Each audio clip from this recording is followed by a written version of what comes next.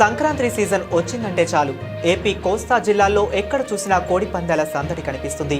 భోగి, సంక్రాంతి, కనుమ 3 రోజులు ఇళ్లలో పండుగ శోభ కనిపిస్తే గ్రామాల శివార్లు ఖాళీగా ఉన్న పంట పొలాల్లో కోడి పందాల కోలాహలం నిన్నట్టుతుంది. సంక్రాంతికి ఇది సాధారణంగా కనిపించే సీన్. అయితే ఇదే సందట్లో పందుల పందాలు కూడా నిర్వహించడం విశేషం. ఈ పందుల పందాలకు తాడేపల్లిగూడెం మండలం కుంచనపల్లి గ్రామం వేదికగా నిలిచింది. దేశావళి పందులు, సీమ పందులు ఇలా వేర్వేరు జాతుల పందులను బరిలో దింపి పోటీలు నిర్వహించారు. ఆ వరహాల పౌరుషంతో పోరాడుతుండగా జనాలు ఎంచక్కా ఆస్వాదించారు. దీనికి సంబంధించిన వీడియో సామాజిక మాధ్యమాల్లో సందడి చేస్తుంది. కాగా పందుల పోటీల్లో నిర్వహించడం ఇదే మొదటిసారి కాదని, పందుల పోటీలు నిర్వహించడం తమకు తరతరాలుగా వస్తున్న ఆచారం అని నిర్వాహకులు చెబుతున్నారు.